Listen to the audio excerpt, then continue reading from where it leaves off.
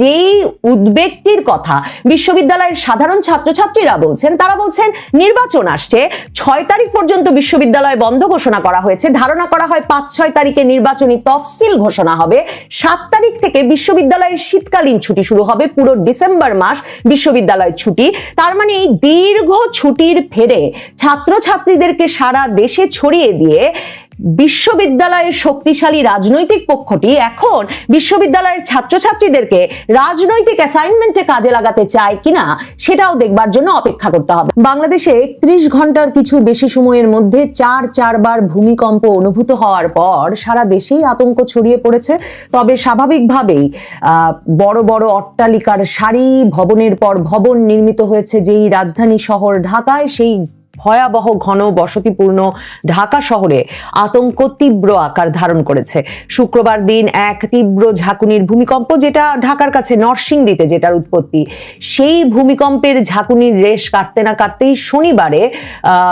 আরো 3 দফা ভূমিকম্প অনুভূত হয়েছে।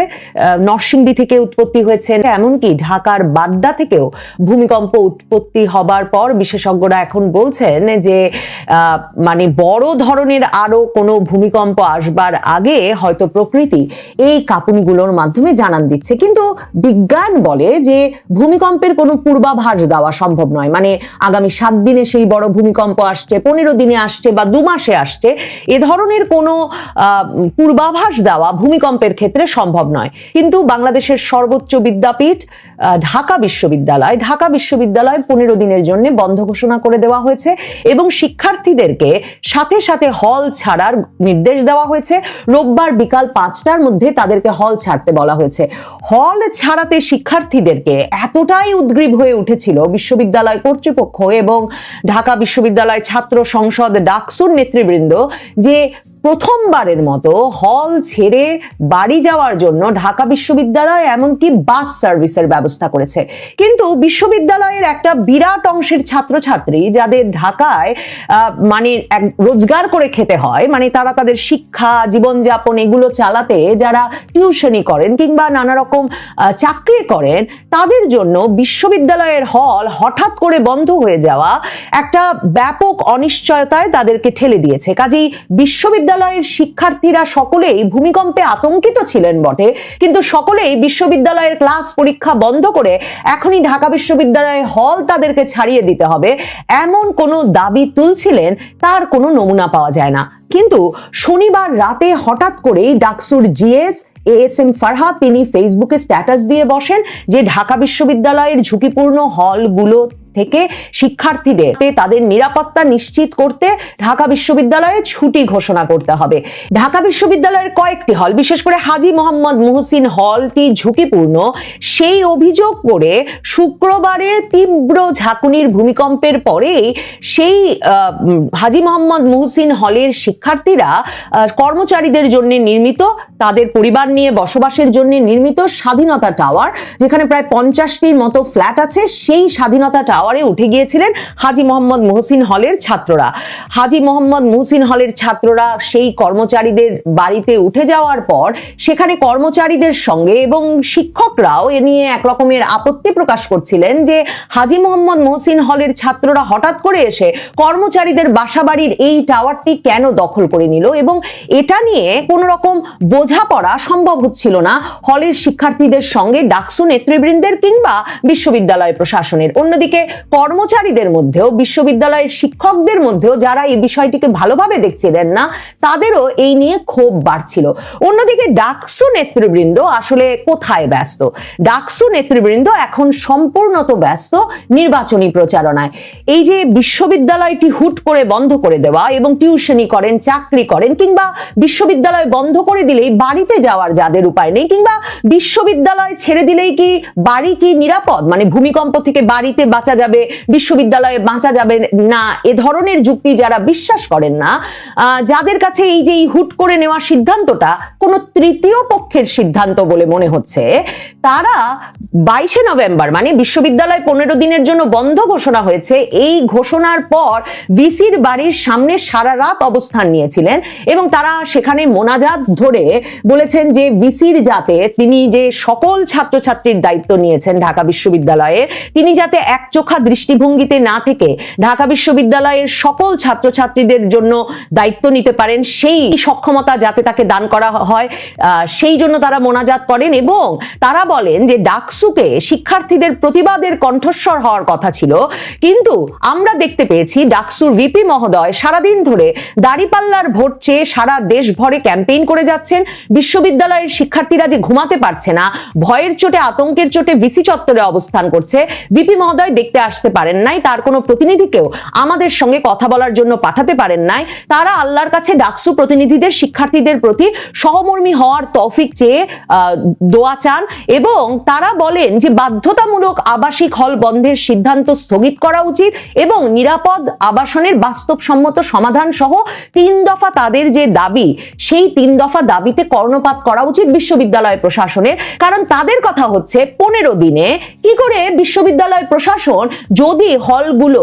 নিরাপদ না হয়, শতভাগ নিরাপদ না হয়, তাহলে সেই হলগুলোকে নিরাপদ করে ফেলবেন কি করে? যেই উদ্বেগটির কথা বিশ্ববিদ্যালয়ের সাধারণ ছাত্রছাত্রীরা বলছেন, তারা বলছেন নির্বাচন আসছে, 6 তারিখ পর্যন্ত বিশ্ববিদ্যালয় বন্ধ ঘোষণা করা হয়েছে, ধারণা করা হয় 5-6 তারিখে নির্বাচনী তফসিল ঘোষণা হবে, 7 তারিখ থেকে বিশ্ববিদ্যালয়ের শীতকালীন ছুটি শুরু হবে, পুরো ডিসেম্বর মাস বিশ্ববিদ্যালয় ছুটি। তার মানে এই দীর্ঘ ছুটির ফেরে ছাত্রছাত্রীদেরকে সারা দেশে ছড়িয়ে দিয়ে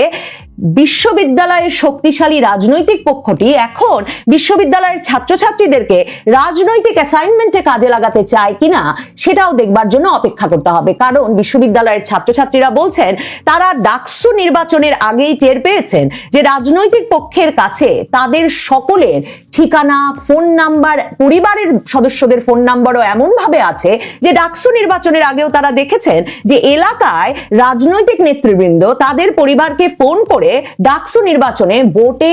তাদের পছন্দের প্রার্থীকে ভোট দিতে অনুরোধ করছিলেন। অনেক ক্ষেত্রে বিশ্ববিদ্যালয়ের ছাত্রছাত্রীরা মনে করছিলেন এটা এক রকমের হুমকির সৃষ্টি করছে যে তাদের পরিবারের সদস্যদের ফোন নম্বর সহ সবকিছু কিনা এই রাজনৈতিক পক্ষটির কাছে আছে। কাজেই বিশ্ববিদ্যালয়ের ছাত্রছাত্রীরা এই যে হঠাৎ করে হল বন্ধ করে সারা দেশে তাদের ছড়িয়ে দেওয়ার এই সিদ্ধান্তকে তাদেরকে রাজনৈতিকভাবে ব্যবহারে বাধ্য করা হবে কিনা সেই বিষয়টি নিয়েও উদ্বিগ্ন করেছে। নির্বাচনের তফসিল আসছে, নির্বাচনে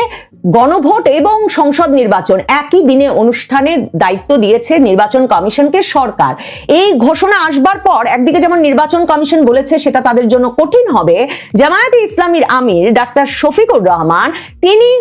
বক্তৃতায় বলেছেন যে নির্বাচন আর মানে সংসদ নির্বাচন আর গণভোট একদিনে হলে নাকি জেনোসাইড হয়ে যাবে। কেন